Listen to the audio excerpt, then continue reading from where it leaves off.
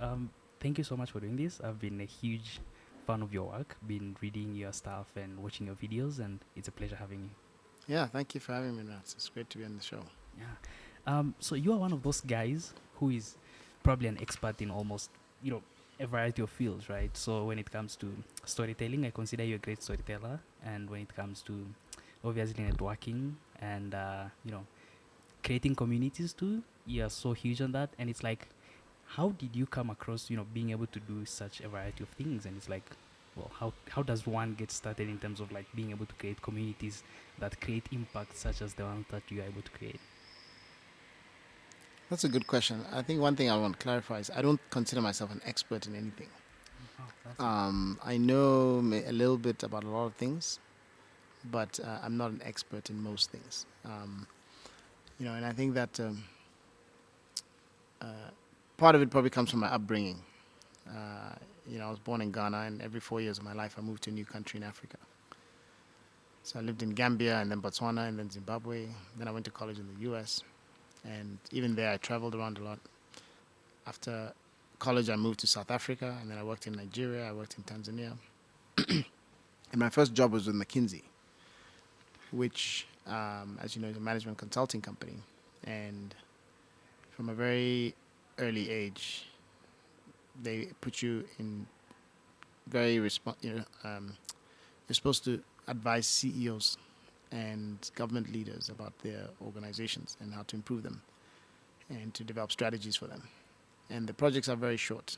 So you do 3 months in banking, 3 months in insurance, 3 months in working for the central bank, 3 months working for a consumer goods company, and so you get used to learning a lot up very quickly, and you're exposed to all kinds of industries. So because of that sort of, growing up in different countries, being exposed to different cultures, moving to new schools all the time, moving to new societies, communities, I was exposed to all kinds of ideas, and I learned how to learn things very quickly and to adapt. And so, um, even in McKinsey, you'd be put in a project that you knew nothing about, and then within 2 weeks, you have to become knowledgeable because you have to advise your client. Right? So you have to. I basically learned how to learn, right? Which is one of the principles of the African Leadership Group, right? Where we believe that education is not about mastering facts and figures, because you quickly forget those. It's not about memorizing facts and figures. It's rather about learning how to learn, because you're going to have to learn for the rest of your life. And so, to the extent that I've learned, I might dabble in different things, it's because I have learned how to learn. And I also believe in what I call just-in-time learning, not just-in-case learning. Most education is just in case. You memorize all facts and figures just in case they're relevant to you someday. And I really believe in just-in-time learning, where you realize there's an issue, you need to become knowledgeable about something. You learn just in the moment, which today technology allows you to do. You can get on your phone and you can look up something. You can, teach yourself things. You can interview experts all around the world. And very quickly you can learn. Right. So that's kind of maybe how I might seem like I know a lot about different things, but I'm actually not an expert in anything. And there are people who are much more knowledgeable about different things and are deep experts in different things. And I like to surround myself with those people. I hire them. They work on my projects. They join my team. And these are the people who help me to achieve, objectives and to build organizations and to, drive change in the world. Well, it's interesting because when you speak about hiring, most of the people that you work with, they really seem to be passionate working with you, and they seem to enjoy working with you, right? So it's like, how are you able to create such a community of individuals who enjoy working together and especially enjoy working with you? Well, firstly, I prioritize it. I prioritize hiring.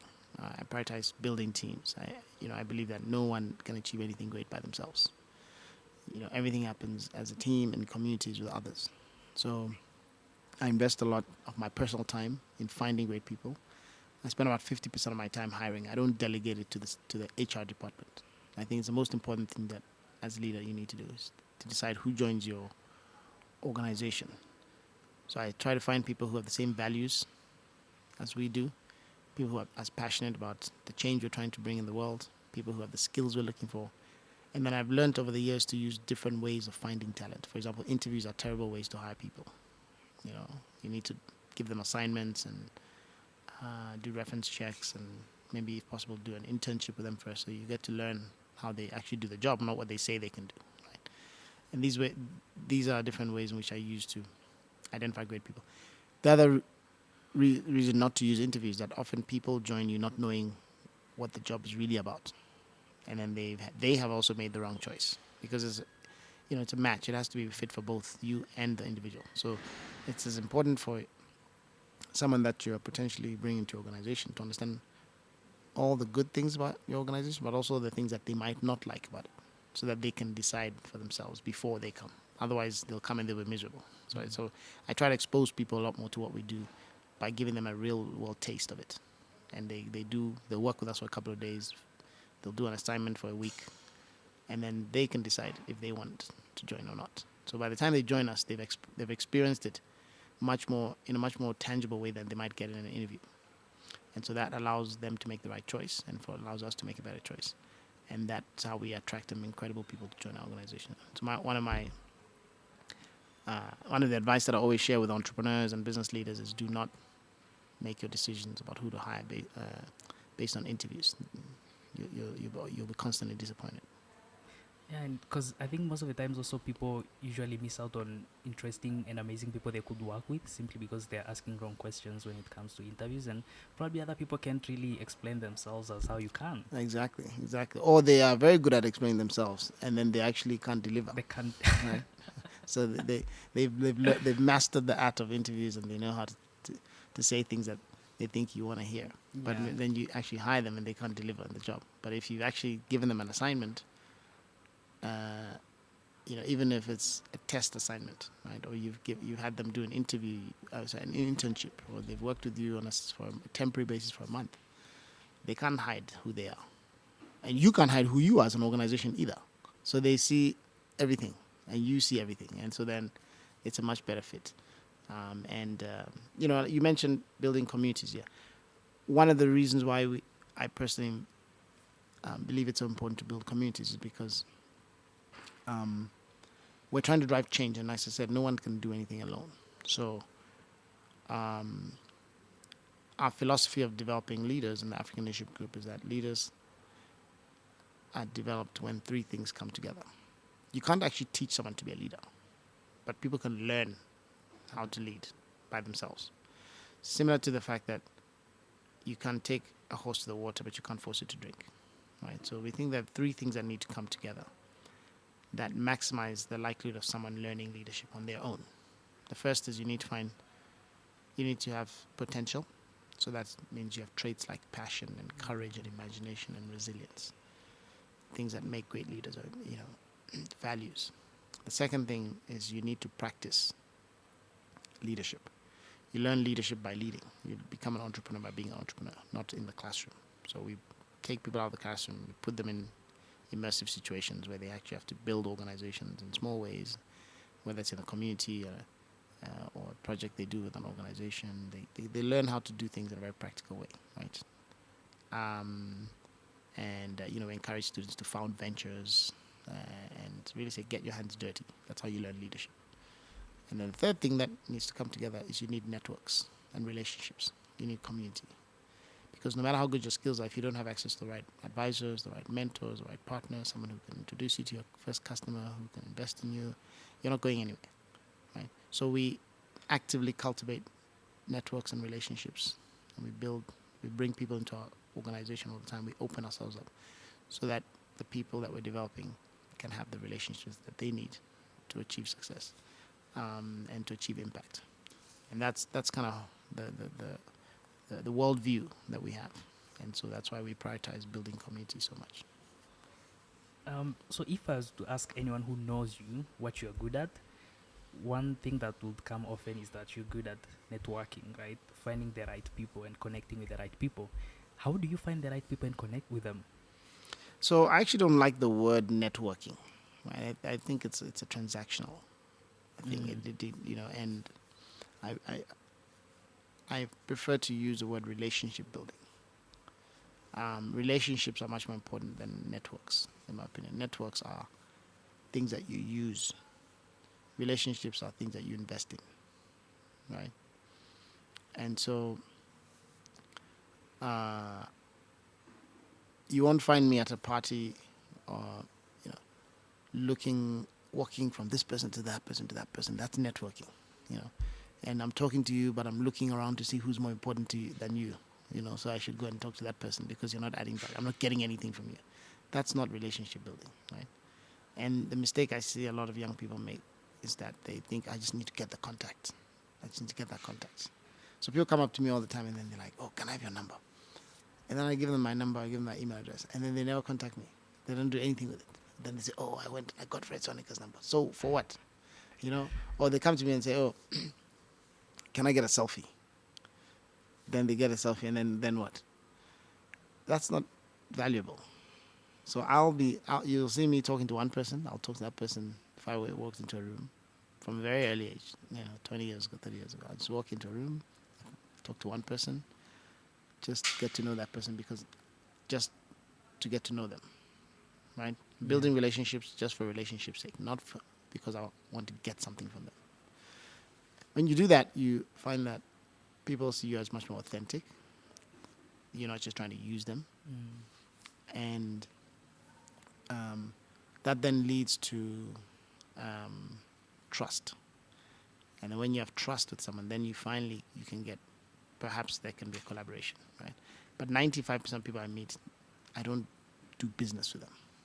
It's just, it makes life more interesting, more rich to just meet people and get to learn. And because you're authentic, then people trust you more, and then when they trust you, then you can actually maybe, when there is an opportunity for collaboration on both sides, then it happens, right?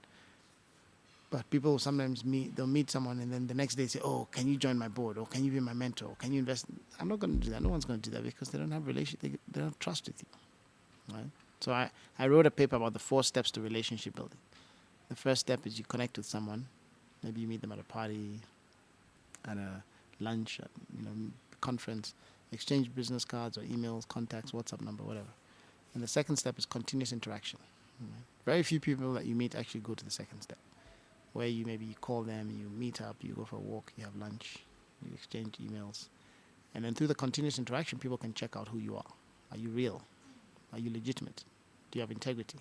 Do you do what you say you're going to do? And then from that, you go to the third stage, which is trust. And then once you have trust, then you can have collaboration. And that's, people often are trying to skip from stage 1 to stage 4. They meet someone, they're trying to collaborate with them already. They're trying to get something from them. Right? And so you need to think of yourself as investing in communities, not taking things from communities. Right? Giving, not just getting. And then when you are then investing in relationships and building that trust, then you'll find every now and then when you actually maybe need something or you need some help, people will be there for you and people will collaborate with you, right? But I also always like to think of it as collaboration.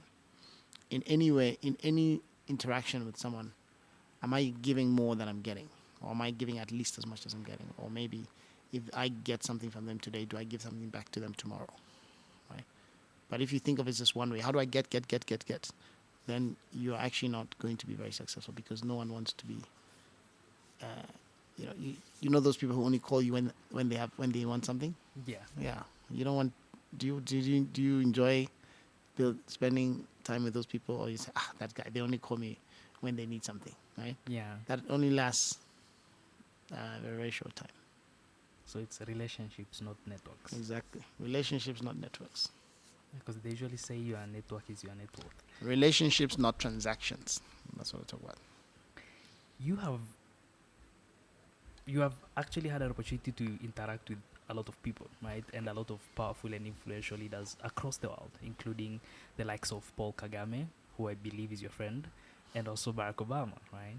And you're also trying to build a network of young leaders who will address Africa's pressing problems. And what are some of the things that you learned from these individuals you interacted with that you think the leaders you're trying to build should embody some of these values that these leaders exert?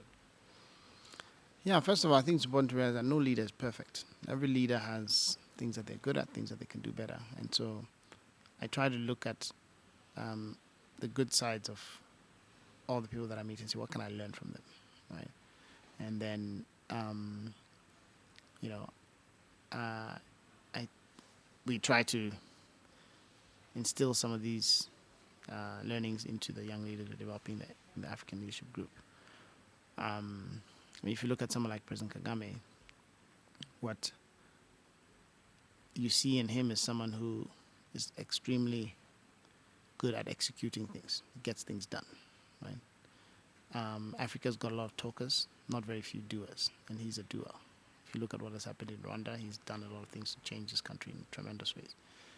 I also see someone who has very high standards, high levels of excellence. He expects a lot from people. He demands excellence. He holds people accountable for performance. He doesn't tolerate things like corruption. And these are the traits that we need in our leaders in Africa, right? Yeah. we want, and he sees himself as someone who, he sees leadership as an opportunity to serve. Last year I interviewed him and I asked him to complete the sentence, leadership is, and he said, an opportunity to serve, right? And I think that really captures what he's trying to do. He's trying to make Rwanda great. He's not trying to make himself great, right? And he's trying to serve the people of Rwanda so that they can have better access to healthcare and education and infrastructure, all the things that you see he's really dedicated to. So I think those are all very important things that we can learn about leadership. And he's also very innovative. He thinks differently. He reimagines things. He's entrepreneurial. He allows a lot of young people to. He gives young people opportunities, and these are all things that he believes in women. If you look at 60% of the parliament in Rwanda is women, so a lot of things that I think we can learn from someone like him. I look at Barack Obama, and he's been someone who has been able to mobilize a lot of young people into movements and he's been able to try to bring people together across different divides. In the U.S., I think when he was president, he tried to unite the country a lot more than, for example, his successor Donald Trump, right? He's also someone who cared a lot about Africa, right? I think he also embodies good character. I mean, he's one of the few U.S. presidents that went through his whole term without a scandal, right? So, like I said, there are many things you can learn from different leaders. You look at Jeff Bezos, and he's tremendously innovative, and he's got very innovative ways to think about culture and how do you scale organizations by experimenting and testing things and always having the mindset of it's day one. You haven't mastered anything. You need to keep learning and changing and innovating, right? So, I try to learn from all these different leaders, and I'm still learning. I'm still a student of leadership. I'm not perfect in any way myself. I'm constantly trying to improve myself, and I read a lot, and I try to interview people when I can, just listen and learn, and hopefully keep getting better. And how do you learn? Like, if maybe you want to learn about a new concept, how do you start from scratch and kind of like try and learn and understand the concept in a way that you're able to explain it to other people? There are many ways to learn. I mean, you can just learn by asking questions of someone that you meet, reading books, looking on the internet, watching videos, watching TED Talks, taking a course on something, But the best way to learn is actually by doing, by trying something, by testing it, and reflecting and saying what worked, what didn't work. Another way to learn is by feedback, asking people to give me feedback about, hey, what am I doing well, what am I not doing so well? Especially as you get higher and higher in your leadership, people don't tell you the truth. They tell you what they think you want to hear. So you have to get very good at asking for feedback and and asking people to be honest with you, so that you can really learn about what you're doing well, what you're not doing well. So you have self-awareness. Once you have self-awareness, then you can actually make different choices about what to do about that. Do you hire someone who complements the areas where you're weak, or do you try and improve that weakness yourself? Do you try to improve your strengths? You need to know that yourself. And so, you know, there are many, many, many different ways to learn. Learning by doing is the most effective, you know. That's why we say do hard things in the whole group. We want you to go out there. And, you know, one of the best ways to learn is by what people traditionally call failure. When you do something, it doesn't work. In fact, that's probably one of the most powerful ways to learn. I don't like to use the word failure, though, because it has a negative association with it. Throughout your whole life, you've been told, don't fail at this, right? If you come home with a D grade or an F grade, your parents are very upset with you, and there's shame. You know, they will put up in class all the people who have failed the exam. And then you're laughed and you're ridiculed. So therefore, when you say you failed, or when people say you have failed, then, you know, you really don't want to try it again. You don't want to take risks. And the problem is, if you don't take risks, then you don't have any potential upsides, right? There's no return. And all change in society ultimately happens because someone took a risk. They tried something different. So I like to think of learning opportunities. Everything is a learning opportunity. And it either goes according to plan or it doesn't go according to plan. But it's a learning opportunity, not a failure. And if you look at things that way, then you're always learning. And then you'll take risks and you'll try new things and then you innovate. And if it doesn't go according to the plan, that's okay. You learned and you move on. But you didn't fail. You learned. So everything is a learning opportunity. Everything is a learning opportunity. Speaking about learning and TED Talk, I've watched a lot of TED Talks, and I have to say your TED Talks are one of the best TED Talks, right? And simply because when someone listens to you speak, after you're done speaking, it's like they feel like they have become part of the mission that you're trying to work on, right? Like they kind of like resemble with what you're saying, and they feel like, hey, I think I could be part of this community. It's like, how are you able to deliver such powerful talks and actually move people and make them think about the things that you said, and, you know, either consider joining the community or just finding a way on how they can support what you're trying to achieve? Well, I don't know if that's my intention. So it's interesting. I'm hearing you say how it makes some people feel.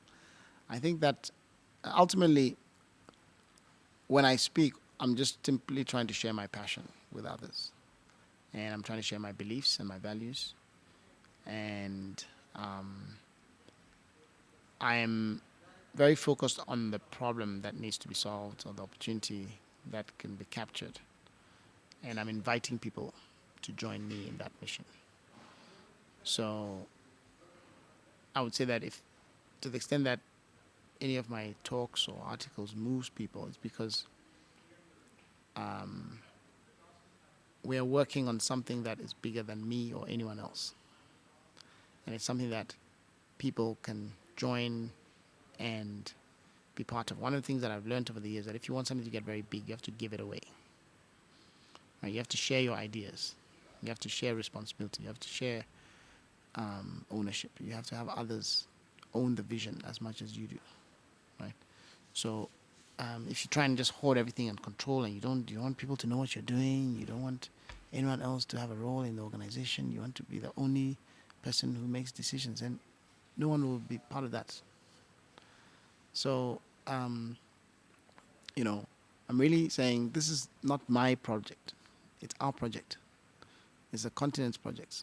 This is the problem that the continent needs to solve. And people say, oh, wow, yes, that's something that I can also be part of. I can play my part to make that happen, right? So that's why, for example, I could have named all the different institutions that have started: Swaniker Leadership Academy, Swaniker Leadership University, Swaniker this. But then it's about me, right?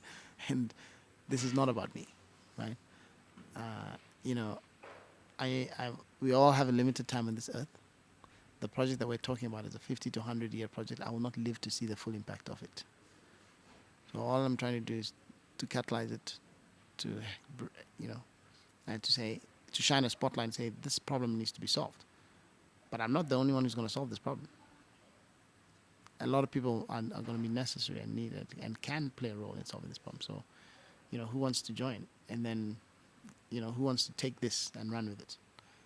And then it becomes a large movement of people committed to solving that problem. So I've been fortunate enough to attend the African Leadership Academy, and one of the people I interacted with was Chris Bradford. Brilliant guy. He's an amazing guy. He's extremely smart and he's humble. He's an interesting guy to have conversations with and kind of interact with. And I think, co-founders or individuals that you work on in a project play a crucial role in the success or failure of the project, right? But unfortunately, it's very difficult nowadays to really know who is in or who is not, right? People are just there for the benefits of it. And you seem to have been able to kind of put together really strong teams that have established some of the most, powerful institutions in the continent, right?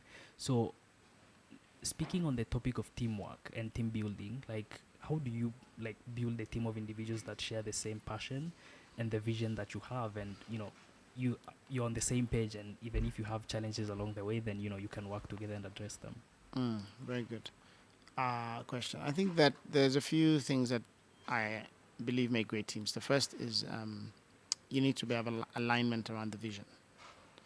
Do you share the same picture of success? Or it doesn't have to be exactly the same, but mostly the same, right? Yeah.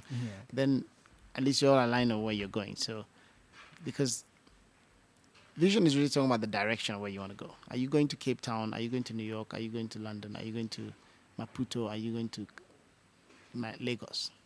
Those are all different directions you can go to. So if I want to go to Lagos and you want to go to Cape Town, there's no way we can ever meet on the same plane, right? So you first have to say, okay, I'm going to Cape Town. Do you want to come with me? Yes, we are both dedicated to going to Cape Town. That's where it starts. Everyone has to be aligned about where you're going, right? So if someone is not aligned there, then you can't be on the same team, right? So it's alignment of vision is the first thing. Then the second is values. How do you behave? What's important to you? In terms of the way that your philosophy around life, right? And I think if you have those two, alignment of vision, alignment of values, then you have a very strong foundation for a relationship and for a team to work well. The third thing that is important is diversity. You have to complement each other. So strong teams are not made of people who are the same. Strong teams are made of people who are different in different ways, right? So what you want it to be the same is the values and the vision that you all want, but then you want the skills and the personalities and the gender and the temperament, and some must be introverted, some must be extroverted. You need all kinds of people because that allows one person's weaknesses to be complemented by someone else's strengths, and allows people to amplify each other's strengths and to solve problems that others cannot solve, and just to have skills that others do not have, and then it completes the picture, right? So if you want to just surround yourself by people who look like you or who think like you, or who you need to surround yourself by people who are better than you in many ways, right? So focus on your strengths and then hire people who have strengths in areas where you are weak, and then you put that team together, and then you can have a very strong and successful team. And then finally, I think as a communication, because it's not enough to set up the team. It's important that you now figure out how to work together, because through the whole journey there'll be ups and downs, there'll be misunderstandings, and you've got to be able to talk and not just keep things inside and raise issues and have conflicts. But if you have that trust and the vision alignment, then those conflicts will be easily resolved and you can move on, because you all know you're working towards something that you share the same picture of success with, not that I have my agenda and you have your different agenda. So if you are working with someone and then they share something that you necessarily don't agree with, or you think it could be a little bit better, how do you have conversations around that? Well, you debate, you discuss, and typically your opinion is also not correct, right? So it's about getting to understand why they're saying that, you should move in a certain direction, and then you also sharing your perspective, and usually you'll influence each other. So maybe I might think you need to go here and you need to go there. They're opposite initially, but when we talk, I might meet you halfway, right? And then you need to meet me halfway. And it's very rare that I'm not influenced by someone's ideas or questions, right? But I think what I also am not saying is that every decision needs to be made by consensus, because the best decisions are often when people disagreed. But you need to determine who's the decision maker, and if it's and in some cases, in most cases actually in the organization, I'm not the decision maker, because in an organization thousands of decisions are made every day. If you look at ALU, someone has to decide what food is going to be eaten by in the cafeteria that day, what detergent to use to wash the dishes in the kitchen. Someone's going to determine, how to greet you at the security gate. Someone's going to determine how to fix the security cameras in the campus. Someone's going to determine, what is going to be taught in a class, in this class, in that class, in that class. Someone's going to determine what student activities are going to have. Someone's going to determine what music to play at the student activity that night. There's all these decisions that people are making. I don't make those decisions, right? And 99% of the decisions that happen any given day, I do not make them. As a CEO, as a leader, you have to make very few decisions, but you have to make probably the most important decisions. So people think you make all the decisions because those are the ones that maybe they remember because it was an important decision, but you don't make most decisions, right? You have to. Decisions are being made by most people, other people, in almost all regards. So when it's your time to make a decision, then it's also important not to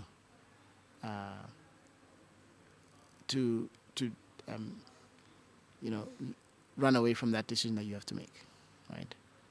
You can't abdicate that decision. You need to own the decisions that you have to make because they're the most important decisions, or the decisions where maybe you are the one who has the expertise to make that decision. And clarify for others that I'm getting your opinion, I'm getting your input, I'm getting your advice, but I make the decision. And where I think people get wrong is where they think they make the decision. And they confuse giving input with deciding. Say, I gave you my input, because I'll get input from 10 different people. And this one will say, go that way. This one will say, go that way. This one will go that way. I have to go and reflect and think and then add my own experience. And then I'll make a decision. And you will not necessarily all agree. But that doesn't mean I didn't take your input into consideration. And once I've made the decision, it's important that you then trust me, and then, we move in that direction. And then you judge later, because you'll often only know whether it was a good decision or not 6 months, 1 year, 2 years later, right? Yeah. And so where things go wrong is where people wanted you to make a decision a certain way and you didn't, and then they just want to keep discussing and discussing and discussing and discussing, and then you never move, right? You have to act. And so acting and moving, even in an imperfect direction, is better than just talking and talking and talking and never making a decision. So you have to decide and then move on. So it's like they can advise you, but at the end of the day, they need to know who is in charge of making the decisions. Yeah, and like I said, it's, you are not in charge. I am not in charge of making most decisions. I make very few decisions. But when I'm making a decision, then yes, it's my decision to make. But that's probably only 1% of the decisions that happen in the organization every single day. So on this podcast, we have a closing tradition where we ask our guests to give us 3 books that have inspired them, influenced them, or in a way given them a different perspective about the world and the community around them. And so over to you. What are 3 books that you read that gave you a different or better perspective about the world, or just helped you become a better person? Well, one book that I read that has helped me a lot is a book called Mega Gifts. And it's a book that talks about why people donate to things that they care about, right? Why philanthropists invest in things. And it's a very short book. It's written by a guy called Gerald Panas, and it really changed my life in terms of my ability to raise funding. Before then, I thought of fundraising as like a dirty thing that you're begging people for money, and my parents had always told me, don't go and beg people for money, right? But then when I read that book, it changed the way I saw philanthropy, and I realized that, oh, you're not actually begging people, you're helping people to achieve their aspirations, right? People who have wealth want to have impact, and you're helping them. You're not actually, so it changed the way, and then and also it has lots of very practical tips about how you actually engage in fundraising and everything. So it changed the way that, and it has allowed me to raise quite a lot of money. Another book is a book called Multipliers, which talks about how, great leaders multiply the abilities and the impact of others, right? It's not, and they really empower others, you grow others, and it allows you to really be more successful as a leader if you really multiply other people, right? What's another good book? There's a book that I read recently called The Formula by a guy called Barabasi, and he talks about how talent is a necessary but insufficient ingredient for success. Really talks about the importance of, what makes. It talks about the importance of other factors that make success. It talks about the 5 laws of success, and it's got some very unusual findings, things that I've always intuitively known, but now he does research and backs it up with data, right? To really show that, the importance of relationships and, how others determine your success more than you might think, and how therefore it's important to build relationships and, to invest in, and things like, how whoever first surrounds you determines your success in life, and how most jobs are not advertised but they're filled by word of mouth and things like that. So it really talks a lot about the importance of relationships in determining your success, and how that often matters much more than your skills. And I think it's an important book that every person should read to think about what drives success in life. Well, I think all the books you mentioned are like really important books that most people have to read, because you're an interesting person and you're trying to achieve a big goal, right? And you have a great team you're working with, and it's like, well, if other people also have great ideas and they want to work with great teams and achieve success and also inspire others, then they definitely have to read the books that have inspired you. Well, and I'm sure there'll be other books that they can also recommend, but those books I found interesting for sure. Most definitely. Well, thank you very much. I really appreciate this, and I've always wanted to have this conversation with you, and I'm glad that it finally happened, and thank you for your time, and I really appreciate it. You're most welcome. Thank you for having me on the show. Thank you very much. Take care.